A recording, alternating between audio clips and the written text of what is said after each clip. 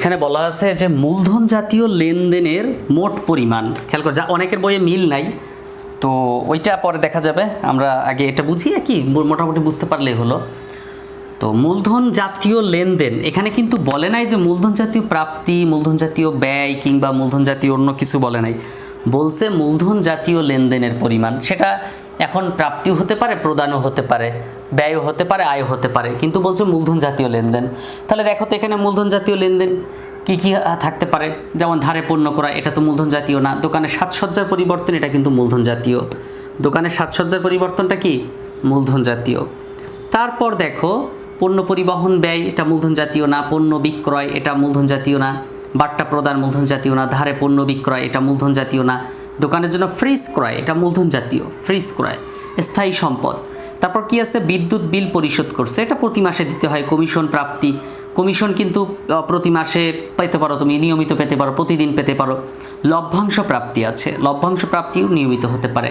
তাহলে বলো তো আমরা মূলধন জাতীয় লেনদেনের মধ্যে কি কি পেলাম? দুটো পেলাম, একটা হচ্ছে সাজসজ্জার পরিবর্তন আর একটা হচ্ছে দোকানের জন্য ফ্রিজ ক্রয়।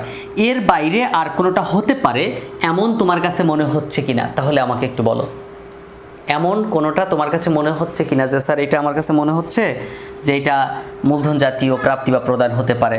বলো তো, কারো কাছে মনে হচ্ছে কিনা? তাহলে আমরা আজকে সমাধান করব 5 নং প্রশ্নের উত্তর। 5 নং প্রশ্নের সমাধান। 5 নং প্রশ্নের সমাধান। ক নং বলছিল মূলধন জাতীয় লেনদেনের পরিমাণ। মূলধন জাতীয় লেনদেনের পরিমাণ, লেনদেনের পরিমাণ। তো মূলধন জাতীয় লেনদেনের পরিমাণের মধ্যে তাহলে উপযুক্ত তথ্য হতে মূলধন জাতীয় লেনদেনের পরিমাণের মধ্যে তাহলে আমরা দেখতে পাচ্ছি 2025 সালের, এটা হচ্ছে 2025 সালের অঙ্ক। তো 2025 সাল, যা অনেকের বইয়ে 2017 সাল লেখা আছে, তারা 2017 সাল দিবা। তো 2025 সাল তারিখ, মে মাসের কত তারিখে ছিল এটা? 7 তারিখে। তাহলে লিখব মে 7 তারিখ। মে 7 তারিখ কি ছিল? মে 7 তারিখে দোকানের সাজসজ্জার পরিবর্তন ব্যয়। তাহলে লিখব দোকানের সাজসজ্জার পরিবর্তন। দোকানের সাজসজ্জার পরিবর্তন কত টাকা ছিল? 1 লক্ষ টাকা ছিল, 1 লক্ষ টাকা। তারপর মেয়ের 7-এর পরে ছিল কত? মেয়ের 20 তারিখ ছিল, মে 20 তারিখ ফ্রিজ ক্রয়। ফ্রিজ ক্রয়, ফ্রিজ ক্রয় কত টাকা ছিল? দোকানের জন্য ফ্রিজ ক্রয় 45,000 টাকা। তাহলে এখানে হবে 45,000 টাকা। সো 1 লক্ষ আর 45,000, মোট 1,45,000 টাকা। আচ্ছা বলো তো এটা কি ঠিক আছে নাকি ভুল হয়েছে কিনা? বলো তো কেউ, ঠিক আছে কিনা?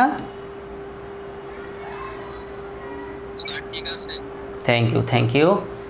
ওকে, তাহলে আমরা কি কি পেলাম? দুটো লেনদেন। এখানে দেখো, এখানে দুটোই কিন্তু মূলধন জাতীয় ব্যয় ছিল, দুইটাই মূলধন জাতীয় ব্যয় ছিল। আচ্ছা এখন মনে করো এখানে আরও একটা নতুন তথ্য আছে যে হচ্ছে মেশিন বিক্রয়। মনে করো আগের অঙ্কে ছিল যেমন মেশিন বিক্রয়, মেশিন বিক্রয় মেশিন বিক্রয় 50,000 টাকা। এটা কি করতাম বলো তো? এখানে কেউ একজন বলো তো মেশিন বিক্রয়টা এখানে কিভাবে লিখতাম যদি থাকতো?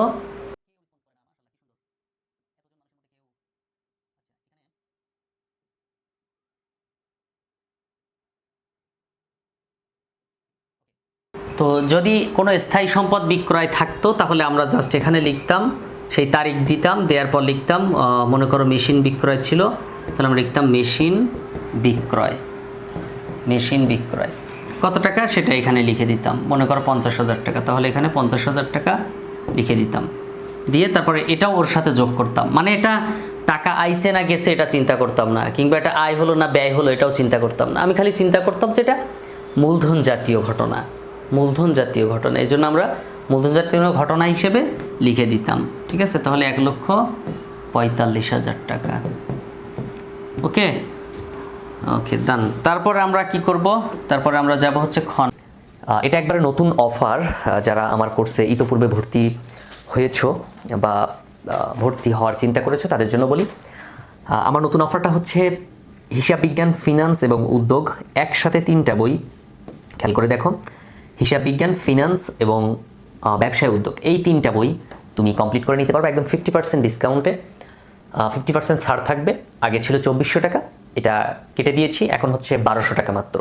অর্থাৎ 1200 টাকা একবারই পেমেন্ট করতে হবে। অনেকে প্রশ্ন করে, স্যার টাকাটা কি একাধিকবার দিতে হবে, প্রতি মাসে দিতে হবে? না, একবারই পেমেন্ট করতে হবে। 6 মাস তোমার ক্লাস চলবে, এর মধ্যে বই কমপ্লিট হয়ে যাবে। বাকি 6 মাস রিভিশন হবে। কারো কোনো ডাউট থাকলে, প্রবলেম থাকলে সেগুলো সলভ করে দেওয়া হবে। হয়তো তখন ওইভাবে ক্লাস হবে না নিয়মিত, কিন্তু প্রবলেমগুলো সলভ করা হবে। যখন অনেকগুলো প্রবলেম একসাথে জমে যাবে তখন সেটা সমাধান করা হবে। 6 মাসের মধ্যে তোমার বইটা কমপ্লিট হয়ে যাবে ইনশাল্লাহ। সো এই ছাড় যদি তুমি গ্রহণ না করো তাহলে তোমার কপাল খারাপ, তুমি হয়তোবা ভালো রেজাল্ট করতে চাও না। আমি বলে দিচ্ছি, আমার এই কোর্সের মেইন ফোকাস হচ্ছে কিভাবে একজন স্টুডেন্ট A+ পেতে পারে। হ্যাঁ, A+ আমার টার্গেট। অর্থাৎ তুমি যতই দুর্বল স্টুডেন্ট হও না কেন, আমার টার্গেট হচ্ছে তোমাকে নিয়ে A+ পাওয়ানো। সো যারা A+ পেতে চাও, একটু কষ্ট করে আমাকে স্ক্রিনে দেওয়া নাম্বারে যোগাযোগ করো। যোগাযোগ করে যত দ্রুত পারো কোর্সে ভর্তি হয়ে যাও। ভর্তি হওয়ার প্রক্রিয়াটা আমাকে ফোন দিয়ে তুমি জিজ্ঞাসা করতে পারো। জাস্ট পেমেন্ট করে দিলেই হবে। 1200 টাকা পেমেন্ট করে হোয়াটসঅ্যাপে একটা মেসেজ দিলে হবে যে আমি টাকা পাঠাইছি এই নাম্বার থেকে। তো টাকা পাঠানোর পরে তোমাকে সিক্রেট গ্রুপে অ্যাড করা হবে। তারপর তোমাকে ট্রেনিং করানো হবে কীভাবে ক্লাস করতে হয়। এই যে জুম অ্যাপে ক্লাস হবে, জুম অ্যাপ যে অ্যাপে হচ্ছে মিটিং হয়, ক্লাস করানো হয়। অনেকে ফেসবুক গ্রুপে ক্লাস করায়, তো ওখানে কমেন্ট করে তারপর প্রশ্ন করতে হয়। তুমি একটা প্রবলেম বুঝতেছো না, আমি যেমন এটা বুঝাচ্ছি, তুমি বুঝতেছো না, আমাকে প্রশ্ন করতে হবে না। তো ওখানে হচ্ছে সেটা না করে হয় কি, জুম অ্যাপে ক্লাস না করায় ফেসবুক গ্রুপে ক্লাস করায়, লাইভে মানে কমেন্ট করতে হয়। তো কমেন্ট করতে গেলে এটা সাথে সাথে ওই টিচার দেখতেও পারে না। তুমি যখন কথা বলবা আমার কথার মাঝে, হ্যাঁ, তখন তো তুমি প্রশ্ন করবা, সরাসরি প্রশ্ন করবা আর কি। তারপর ক্লাসগুলো রেকর্ড করা থাকবে আর ফ্রি লেকচার শিট থাকবে। মানে তুমি ভর্তি হওয়ার পরে প্রত্যেকটা চ্যাপ্টারে আলাদা আলাদা লেকচার শিট ফ্রিতে পেয়ে যাবা। বোর্ড প্রশ্ন সমাধান করা হবে, মানে তুমি একটা অধ্যায় শেষ করার পর বোর্ড প্রশ্ন সমাধান করে তারপর তার উপর তুমি পরীক্ষা দিবে। আর অনেক সুবিধা তো আছেই। সো যত দ্রুত পারো স্ক্রিনে দেওয়া নাম্বারে যোগাযোগ করে। এটা হচ্ছে এই কারণেই বলা, হয়তো অনেকে মানে এটাকে মনে করে যে স্যার বারবার একই কথা কেন বলে। ব্যাপারটা হচ্ছে, এটা আমি মনে করাই দিই এই কারণে যে যদি তোমার মানে তুমি যদিও ভিডিওটা হয়তো সার্চ করে দেখতেছো কিংবা তুমি আমার নিয়মিত ক্লাস দেখো, কিন্তু ইনফরমেশনটা জানলে হয়তো তোমার উপকার হতে পারে। মাত্র 1200 টাকা দিয়ে একবারই 1200 টাকা পেমেন্ট করতে হয়। 1200 টাকা দিয়ে তুমি পুরো বই কমপ্লিট করে নিতে পারতেছো। সো এটা তোমার জন্য তো বিগ অপরচুনিটি, তাই না? তো জানানো উচিত এই জন্য আমি একটু জানাই। তো এটা কিছু মনে নিও না, হ্যাঁ। ভালো না লাগলে স্কিপ করে দিবা, দিয়ে তারপর আগায় যাবা, ক্লাস দেখবা। দেখো তাহলে মুনাফা জাতীয় মোট ব্যয়ের পরিমাণ বলতেছেন। তো মুনাফা জাতীয় ব্যয় কোনগুলো হবে? যে ঘটনাগুলো নিয়মিত ঘটে, টাকার পরিমাণ কম, যার সুবিধা আমি একবারই পাবো।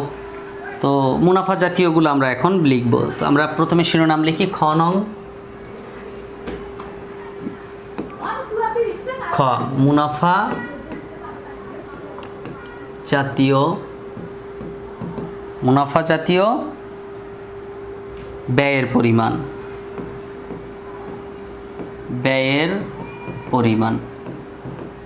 আচ্ছা, আমার কথা কি ক্লিয়ারলি শুনতে পাচ্ছ তোমরা? একটু কথা বলো।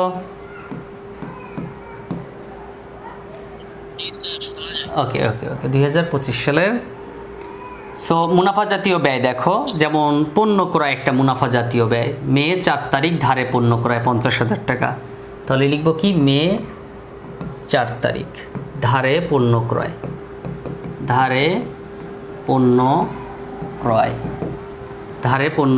50,000 টাকা লিখলাম, 50,000 টাকা। তারপর ধারে পণ্য ক্রয়ের পরে দোকানে সাজসজ্জা পরিবর্তন, এটা তো দীর্ঘমেয়াদী আসবে না। পণ্য পরিবহন ব্যয়, এটা নিয়মিত হবে। পণ্য যতবার তুমি কিনবা ততবার ব্যয় হতে পারে পরিবহনে। সো পণ্য পরিবহন ব্যয় 1,500 টাকা। মে 10 তারিখ পণ্য পরিবহন ব্যয় 1,500 টাকা। তারপর দেখো মে 10 তারিখের পরে 12 তারিখ পণ্য বিক্রয় 18,000, এটা হচ্ছে মুনাফা জাতীয় আয়। বাট্টা প্রদান 700 টাকা। আচ্ছা, ক্লাসে কেউ অ্যাক্টিভ থাকে না, সমস্যা হচ্ছে এটা, কথা বলতে চায় না। বাট্টা প্রদান জিনিসটা আমাকে কেউ একটু বুঝাই দিতে পারবা?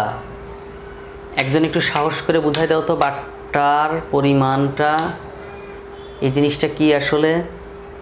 মানে যে বাট্টা প্রদান 700 টাকা, একজন একটু বলো, কথা বলো। সাফওয়ান বলো দেখি। প্রজ্ঞার আজকে কোনো সাউন্ড নাই কেন? Thank you. তারপর এইটা কোন বারটা বলো তো, এই বারটা প্রদান 700 টাকা, এটা কোন?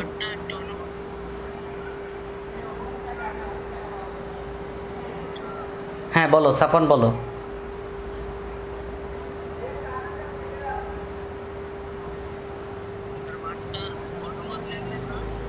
হ্যাঁ অনগদ লেনদেন সেটা ঠিক আছে, কিন্তু হ্যাঁ একজন বলছো ভালো কথা, বাট্টাটা আসলে এটা কোন বাট্টা, এই যে বাট্টা প্রদান 700 টাকা, এটা কোন বাট্টা বলো তো? নগদ বাট্টা নাকি কারবারি বাট্টা? নগদ বাট্টা। আচ্ছা, তাহলে এইটা বাট্টা প্রদান, তাই না? এই এই জিনিসটার ঘটনাটা গুছায় আমাকে বলতে পারবা একটু, যে আসলে এটা কিভাবে নগদ বাট্টা নাকি কারবারি বাট্টা? মানে আমি তো ঘটনা দিয়ে বলছিলাম না, কারো কাছে টাকা পাইলে কিভাবে কি জানো, এটা একটু বলো তো। সাফন বলো। এই যে একটা ভালো কথা বলছো, কামের কথা। আচ্ছা সাফওয়ান কই, প্রজ্ঞা কই, প্রজ্ঞা কই? তুমি কিন্তু আছো, আমি দেখছি। আচ্ছা আচ্ছা আমি বুঝাই দেবো। সাফওয়ান কই, সাফওয়ান একটু লাইনে আসো তো।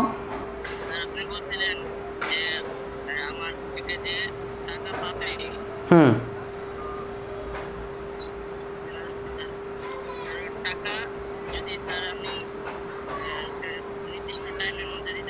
হুম হুম।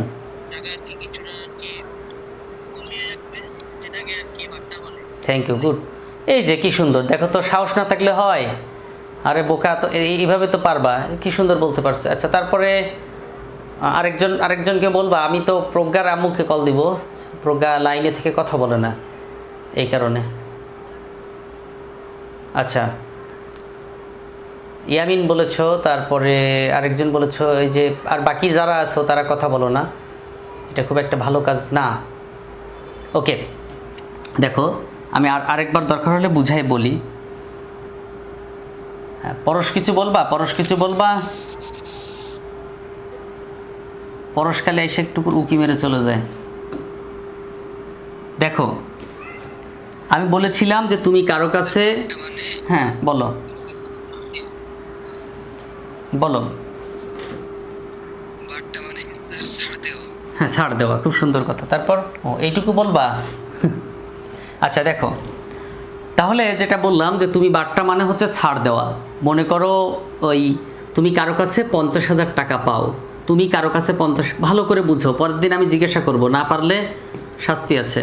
তুমি কারো কাছে 50,000 টাকা পাও, এখন তাকে তুমি বললা, ভাই আমাকে আমার টাকাটা আজকে দিয়ে দে, তোর কাছে টাকা পাই আমারে দিয়ে দে, আমি তোর 2,000 টাকা ছাড় দিব। কত টাকা ছাড় দিব? 2,000 টাকা। এটা তুমি ছাড় দিছো না তাকে, তাহলে তোমার জন্য এটা হচ্ছে বাট্টা প্রদান। বাট্টা প্রদান, হ্যাঁ বাট্টা প্রদান। তাহলে 2,000 টাকা ছাড় দিছো, যে এটা হচ্ছে বাট্টা প্রদান। এটা হচ্ছে একটা ব্যয়, এটা কি একটা ব্যয়, তুমি তাকে ছাড় দিছো তোমার পক্ষ থেকে। আচ্ছা তুমি কত টাকা পাবা তাহলে তার কাছ থেকে? সে 48,000 টাকা তোমাকে সাথে সাথে দিয়ে দেবে। হ্যাঁ তুমি 48,000 টাকা পাচ্ছ, তাকে তুমি 2,000 টাকা ছাড় দিচ্ছ, তোমার দেনাদারের পরিমাণ কমে যাচ্ছে। তিনি তোমার দেনাদার ছিল, তিনি তোমার দেনাদার ছিল। এটা হচ্ছে বাট্টা প্রদান। আবার বাট্টা প্রাপ্তি হয় সেমভাবে, কেউ যদি তোমার কাছে 50,000 টাকা পায়, সে বলল, ভাই তুই আমার টাকাটা দিয়ে দে, আমি তোকে 2,000 টাকা ছাড় দিচ্ছি। তো তুমি তখন এই 2,000 টাকা ছাড় পাচ্ছ, তার মানে তোমার একটা আয় হচ্ছে। তোমার এটা কি হচ্ছে? আয় হচ্ছে। সো এটা তোমার জন্য আয়, আর তুমি তাকে পরিশোধ করবা কত? 48,000 টাকা। এই হচ্ছে সিস্টেম। এই হচ্ছে সিস্টেম। ওকে, তাহলে দেখো এই যে বাট্টা প্রদান করছে 700 টাকা, এটা হচ্ছে মুনাফা, মুনাফা জাতীয় ব্যয়। শোনো, বাট্টা হচ্ছে দুই প্রকার, একটা হচ্ছে নগদ বাট্টা, কারবারি বাট্টা। এই যে বাট্টাটা তোমরা দিছো, এই যে বাট্টাটা দিছো 2,000 টাকা বা বাট্টাটা পাইছো, এটা কেন, এই কাজটা কেন করছো? একটা লোভ দেখাইছো না ওরে, যে 2,000 টাকা ছাড় দেবো, তুই আমার টাকাটা দিয়ে দে। তোমার নগদ টাকা পাওয়ার জন্য কিন্তু তুমি ছাড় দিছো, তাই না? তুমি কি এমনি ছাড় দিছো তারে? তার থেকে নগদ টাকা নেওয়ার জন্য ছাড় দিছো। এই যে নগদ টাকা পাওয়ার জন্য কিংবা নগদ টাকা দেওয়ার জন্য যে ছাড়টা দেওয়া হয়, এটাকে বলা হয় নগদ বাট্টা।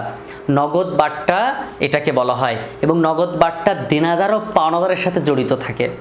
আরেকটা বাট্টা আছে, সেটা হচ্ছে কারবারি বাট্টা। বাট্টা মূলত দুই প্রকার, নগদ বাট্টা এবং কারবারি বাট্টা। নগদ বাট্টা হচ্ছে কোনটা?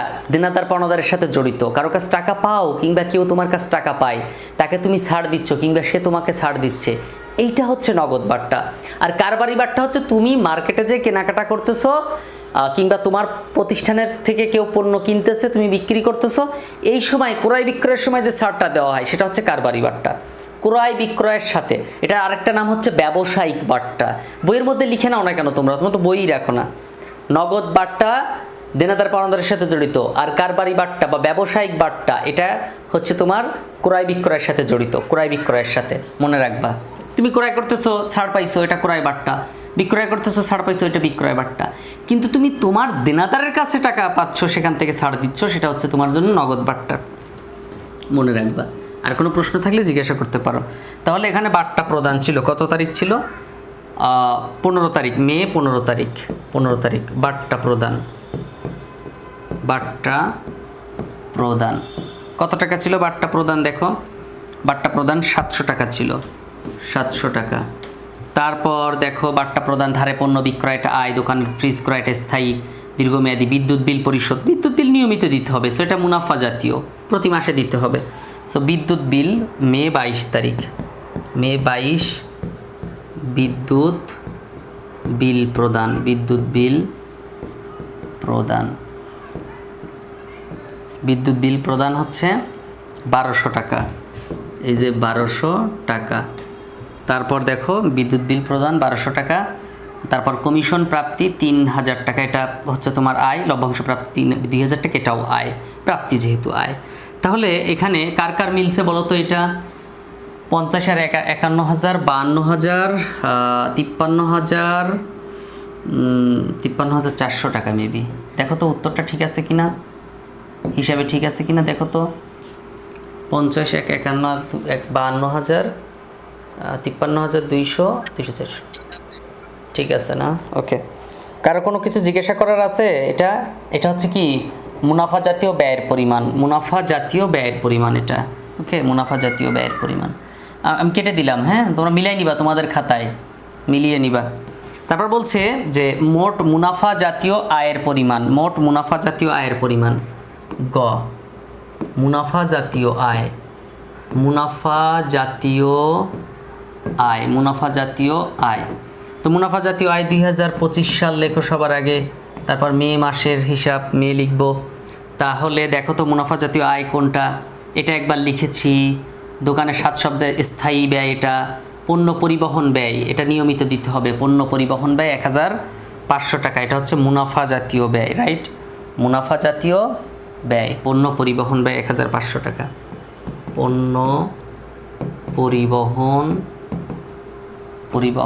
ব্যয় 1500 টাকা, 1500 টাকা। তারপরে পণ্য বিক্রয় 18,000 টাকা। ও সরি, আয়ের পরিমাণ চাইছে না, দুঃখিত। হ্যাঁ হ্যাঁ হ্যাঁ, ঠিক আছে, ঠিক, থ্যাংক ইউ। আরে আল্লাহ, আমি তো ব্যয়ের পরিমাণ, ব্যয় আয়ের মধ্যে ব্যয় লিখে দিলাম। আরে আল্লাহ, থ্যাংক ইউ। আচ্ছা, তাহলে এই যে পণ্য বিক্রয় 18,000 টাকা, মে 12 তারিখ। পণ্য বিক্রয়, দেখছো মাথা গেছে একবারে। পণ্য বিক্রয় 18,000 টাকা, 18,000 টাকা। তারপরে বাট্টা প্রদান, এটা হচ্ছে ব্যয়। পণ্য ধারে পণ্য বিক্রয়, এই যে ধারে পণ্য বিক্রয় 22,000 টাকা, মের 16 তারিখ। ধারে পণ্য বিক্রয়, ধারে পণ্য বিক্রয়। আমরা ধারে বা নগদ এটা চিন্তা করব না, আমরা চিন্তা করব যে আমাদের এটা আয় হয়েছে কিনা। একসময় তো টাকা পাবোই, ধারে হইলেও কি আর নগদে হইলে কি। দোকানের জন্য ফ্রিজ ক্রয়, এটা স্থায়ী খরচ। বিদ্যুৎ বিল পরিশোধ, মুনাফা জাতীয় ব্যয়। কমিশন প্রাপ্তি, কমিশন নিয়মিত পাওয়া যায়, প্রতিদিন পাওয়া যায়, প্রতি মাসে পাওয়া যায়। মে 25 তারিখ কমিশন প্রাপ্তি 3000 টাকা, মে 25 কমিশন প্রাপ্তি,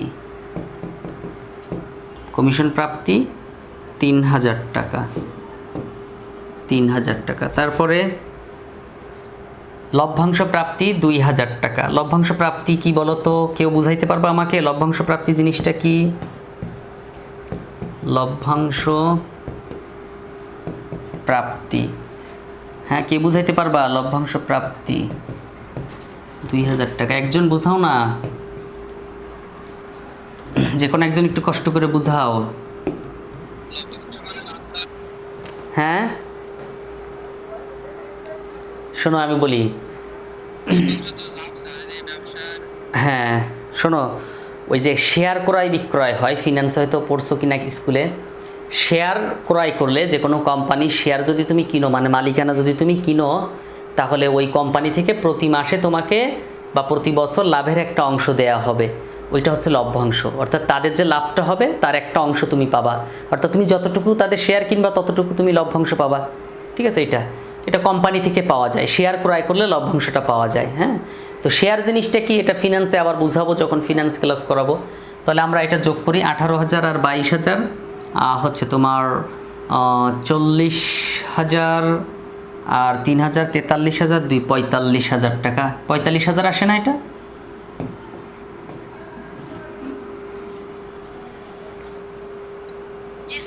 থ্যাংক ইউ।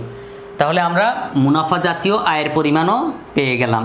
ওকে, এ হচ্ছে আমাদের এই অধ্যায়ের 5টা সৃজনশীল, 5টাই শেষ হয়ে গেল, তাই না? এখন হচ্ছে দেখো এইখানে কি কি আছে খেয়াল করো। বলতেছে মূলধন ও মুনাফা জাতীয় লেনদেনের 2টা পার্থক্য বলতে হবে। তোমরা এটা পারবা মূলধন ও মুনাফা জাতীয় লেনদেনের পার্থক্য বলতে? আমরা আজকের ক্লাসটা বেশি সময় নিব না, আমাদের একটা ক্লাস শেষ হয়ে একটা সেশন শেষ হলেই শেষ করে দিব। সো ক্লাস শেষ হয়ে গেলে স্টপার লিঙ্ক খুঁজো না, আজকে মোটামুটি এখানে ক্লোজ করে দিব আমরা। আর সোমবার হয়তো বা তোমাদের ফিনান্স ক্লাস হবে, সেটা মেসেজ চলে যাবে যেদিন ফিনান্স ক্লাসটা হবে। ওকে, তাহলে মূলধন ও মুনাফা জাতীয় লেনদেনের 2টা পার্থক্য। মূলধন জাতীয় লেনদেন, হ্যাঁ বলো বলো। হুম,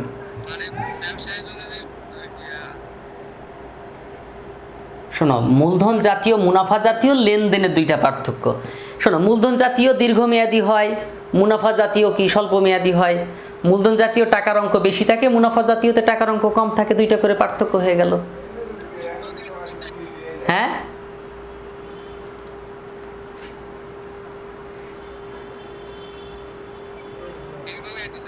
হ্যাঁ এটাই ঠিক আছে।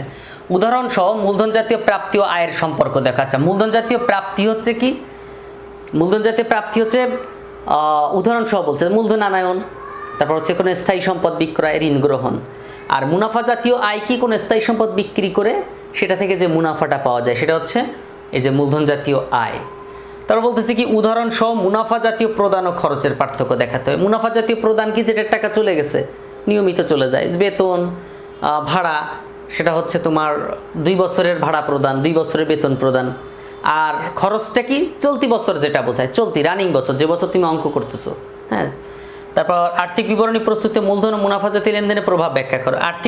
আর্থিক বিবরণী তৈরিতে, আর্থিক বিবরণী মানে 10ম অধ্যায়, ওই যে বিষয়দায় বিবরণী, আর্থিক অবস্থার বিবরণী, মালিকানা সত্য বিবরণী। তো মূলধন জাতীয় লেনদেন আসে হচ্ছে আর্থিক অবস্থার বিবরণীতে, আর মুনাফা জাতীয় লেনদেনগুলো আসে কি?